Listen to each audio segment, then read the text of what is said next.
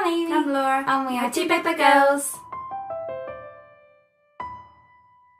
Today we're going to do a tag, and that is the Ruler of Books tag. Laura saw this on Ariel's channel, Ariel Bissett, and we thought this is such a cool tag. It's just all about if you were the ruler of books, questions. And there's 7 questions, and they're really fun, and this tag's a bit different to the ones that we normally do, so this is why I really wanted to do it.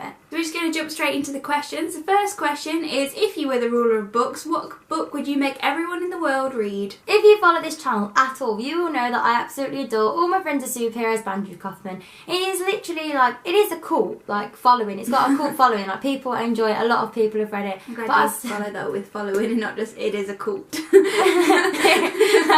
I'm glad you carried on. Everyone should read this. Why? Because I'm part of a cult and I want you to, I'm making you join my initiation. Yeah, it's just a lot of people have read it, but also a lot of people haven't even heard of it, because Andrew Kaufman is a fly. Andrew Kaufman hasn't read Let the Fly Go.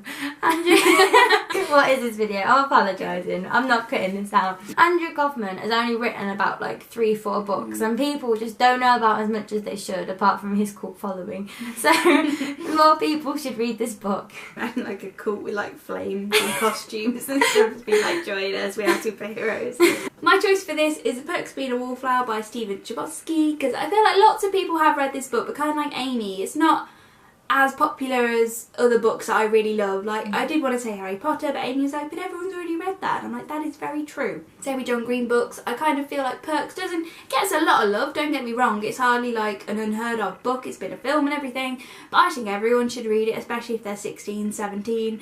Because it's just amazing. It's short, it's quick, so you've got no excuse really. If you don't like reading, you'd still get through it pretty quickly. It's written really well, it's got beautiful metaphors, and it's just great. Question 2 is, what would you abolish in book construction? I've got 2 answers for this, both of which annoy me equally. The first one is really tough spines on books, where, particularly big books, they have to have these really tough spines, so that you have to break the spine when you read them, and it's infuriating because I prefer not to. I'm getting less picky with my book conditions, but I know I'm going to break the spine when I read this. As much as I try, I can peer in all I want, but it's going to break.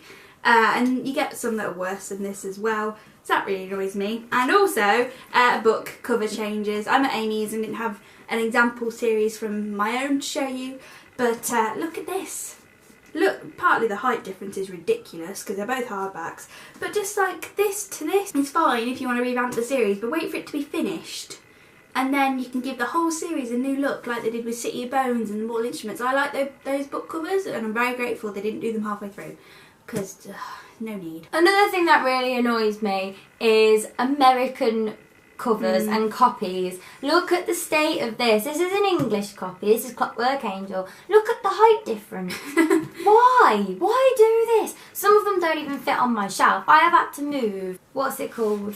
The Red Princess, the Red Queen, and Lady Midnight. Because they're just so tall. They're taller than me. Well, okay, they do actually fit there. They don't fit on the top. They don't fit on one of my shelves, and I'm just so miserable about it. I can't put them alphabetically because they don't fit on my top shelf, and I don't understand why they need to do this.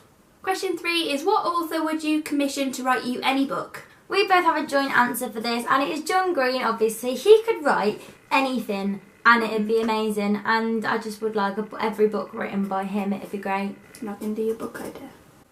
Okay. I got the wrong end of the stick, and I thought you had to think of a book and the author that you wanted it to write. And I was like, if John Green wrote me a Winnie the Pooh type friendship that's set in Canada with lots of bear encounters with some sort of dinosaur element, that'd be my favourite book in the world. I also I'm indecisive again. So I'm squashed between my 2 faves, because John Green, I would like to write any book because of his writing style is really beautiful. He's really good at metaphors and kind of adding substance to simple-ish plots, whereas J.K. Rowling just has such an amazing imagination, and I really like how she builds up her plots. There's always hints throughout that lead up to a big ending, and then when you reread the book you get more out of it. You're like, oh my god, that was there and that was there. And I think she's really good at planning ahead and constructing it really well, and John Green writes really beautifully. So if these 2 could collaborate to do something about university students in London that had magic and dragons, I'd be there. That's kind of this. But I'd be there. It'd be great.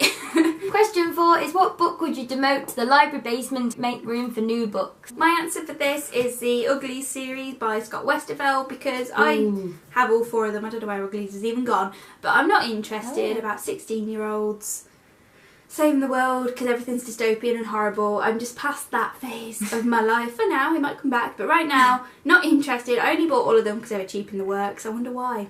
Because they're not great. Maybe. I don't know. A lot of people love these, but I'm literally about to like donate these to a bookshop because I don't want them. So I'm literally removing these from my TBR shelf just to make room.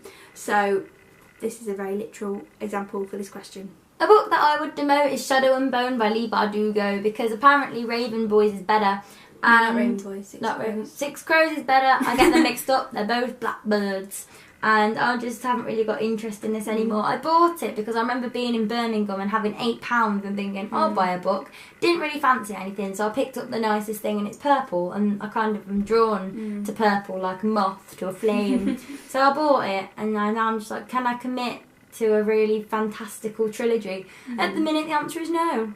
Question 5 is what cover artist would you commission to design a mural? I would choose this guy called Brett Halquist. I don't know if that's his real name because Lemony Snicket isn't his real name either. Who knows? But look at the continuity.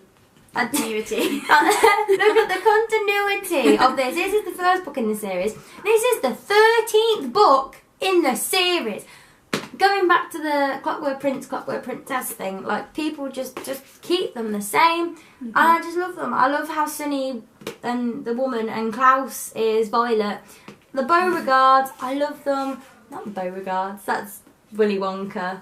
The Baudelaires. Well done me. And I just love how I picture them. And Count Olaf is just such like a defining character, and I just think that this was just brilliant. For this one, I would say Jim Kay, who illustrated the illustrated Harry Potter, because his artwork throughout that book was beautiful. Like, he got all the characters spot on, not because they look like the film, just because they look how they should from the description and in my imagination, and it was beautiful. He just did an amazing job, and it was just really gorgeously done, and if he could do any book cover, I think they would all just be gorgeous because it was amazing. Question 6 is what character face would you put on a coin? I would like to imagine this was a double-sided coin, as most coins are. So one side I would have Dumbledore from Harry Potter, and the other side I would have McGonagall, because they both have like really good side profiles. Like, you know, you've got the Queen with the crown, like all that way.